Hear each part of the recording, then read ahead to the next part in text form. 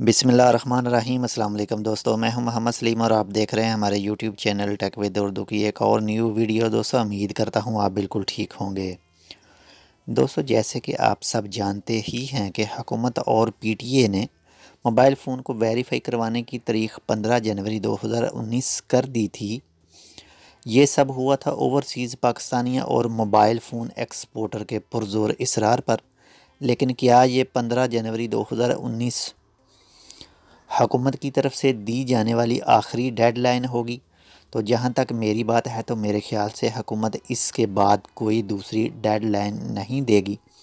अगर आप ओवरसीज़ हैं तो जितने भी मोबाइल आप पाकिस्तान भेजना चाहते हैं जल्दी से भेज दें, या अगर आप पाकिस्तान में हैं और बाहर से मोबाइल मंगवाना चाहते हैं तो भी जल्दी से 15 जनवरी से पहले पहले मंगवा लें, वरना 15 जनवरी 2019 के बाद आपको मोबाइल फ़ोन को वेरीफाई करवाने के लिए भारी मुआवजा देना पड़ेगा।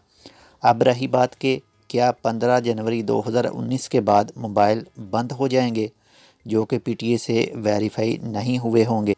तो भाई उसका जवाब है कि 15 जनवरी 2019 तो मोबाइल फ़ोन को वेरीफाई करवाने की तारीख है। इसके बाद पीटीए सिर्फ़ और सिर्फ 1 महीने का टाइम देगा और इसके बाद वो मोबाइल फ़ोन का काम तमाम हो जाएगा। हुकूमत क्यों ओवरसीज़ को तंग कर रही है? आखिर ओवरसीज़ पाकिस्तानियों ने क्या बिगाड़ा है? इमरान खान का या फिर पीटीआई का? आखिर ये क्यों इतना टैक्स दें? क्योंकि हम लोग बाहर ख्वार होते हैं इसलिए, या फिर हम लोग जो पैसा पाकिस्तान भेजते हैं वो पाकिस्तानी माशियत में इस्तेमाल होता है, इसलिए हम लोग टैक्स भी दें और उस टैक्स का कोई बेनिफिट भी ना हो।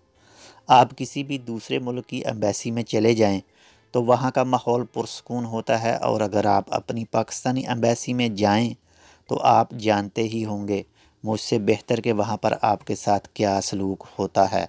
बहरहाल हुकूमत को चाहिए कि ये टैक्स ख़त्म कर दे ओवरसीज़ पाकिस्तानियों के मोबाइल फ़ोन पाकिस्तान में लेके आने और लेके जाने पर।